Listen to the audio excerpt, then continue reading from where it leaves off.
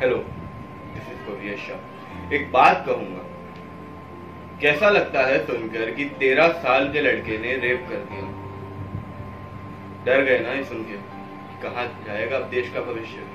क्या होगा हमारे देश का जहाँ 13 साल के नाबालिग लड़के भी अपनी सोच से परे जाके ऐसा काम कर देते हैं जिनका अंजाम भी उन्हें नहीं पता।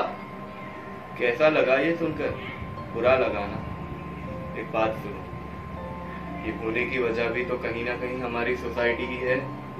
कई सारे ऐसे लोग हैं जो अपनी मस्ती के चलते हुए इस देश के छोटे से भविष्य को कुचल देते हैं। बच्चों को ऐसी ऐसी बातें सिखा देते हैं जो शायद उन्हें कुछ साल बाद समझनी चाहिए, कुछ साल बाद सीखनी चाहिए। उन्हें ऐसी ऐसी बातें समझा देते हैं जो शायद उनके लिए सही नहीं है। उनके दिमाग में एक ऐसी सोच पैदा कर देते हैं जो इस देश के लिए हानिकारक है। हाँ, मैं रेप साइकोलॉजी की बात कर रहा हूँ। रेप साइकोलॉजी कुछ बड़े होके कोई नहीं सीखता, ये बचपन से कहीं ना कहीं संगत का असर हो जाता है। अगर आज तुम गलत लोग के साथ हो तो तुम गलत ही सीखोगे, अच्छे के साथ हो तुम अच्छा ही सीखोगे। फर्क ये है कि तुम क्या सीखना चाहते हो। कई सारे ऐसे लोग हैं जिन्होंने गलत समय में भी सही काम किया है। कई सारे ऐसे लोग हैं जिन्होंने सही वक्त में रहते हुए भी गलत काम किया है। इससे फर्क नहीं पड़ता। एक सीधी सी बात है, अगर कोई छोटे वर्ग का है और वो गलत काम करता है और कोई बड़े वर्ग का डायरेक्टर भी वही गलत काम करता है, काम तो वो गलत ही हो गया। सीधी सी बात है कि इसने किसी का रेप किया और उसने किसी को मोलेस्ट किया, दोनों तो बातें एक ही हो गई।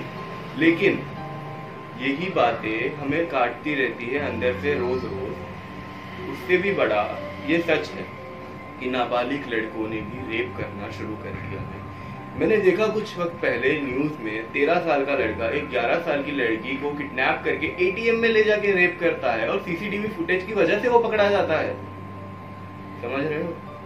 अब लॉकडाउन के चलते हुए बच्ची को घर से उठा के चॉकलेट या किसी और चीज का लालच दे के वो बाहर ले गया, उसे मना के। अब उसका भरोसा जीत के वो यही सोचती रही कि ये इंसान उसे वक्त से घर पहुंचा देगा, लेकिन बदले में इसने किया क्या? एक चॉकलेट के बदले उसका शोषण ही कर दिया।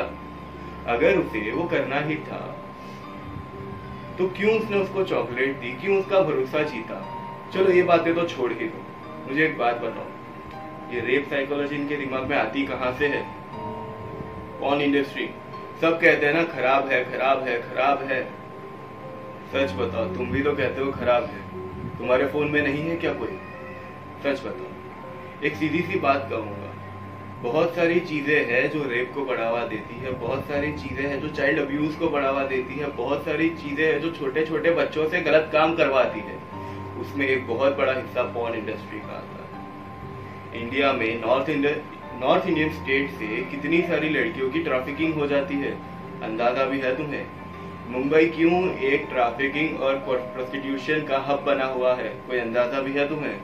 क्यों इस देश में सबसे ज्यादा रेप होते हैं, कोई अंदाजा है तुम्हें? हमारी सोच इतनी गिरी हुई है कि हम उस आदि शक्ति को भी इतना नीचा दिखा देते हैं जैसे वो हमारी मिल्कत हो। वो हमारी मालिकी की नहीं है।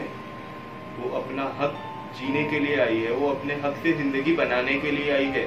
हमारा कोई हक नहीं बनता किसी की जिंदगी छीनने के लिए, हमारा कोई हक नहीं बनता किसी को रोकने या टोकने के लिए, हमारा कोई हक नहीं बनता किसी से उसकी सांसें और इज्जत चुराने के लिए। एक बात समझो, देश बदलना है, पहले खुद को बदलना होगा। देश बदलना है, बच्चों को बदलना होगा। देश बदलना है, अपने आप को बदलना होगा। देश बदलना है ना, अपनी सोच को बदलना होगा। क्यों रेप होता है, क्यों एसिड फेंका जाता है, क्यों बच्चियों का अब्यूज होता है, क्यों औरतों को मारा पीटा जाता है, सबका जवाब एक ही है, वो तुम्हारी सोच है। अगर ये सब बदलना है ना, तुम्हारी सोच बदल लो, सब अपने आप सही हो जाएगा। जय हिंद।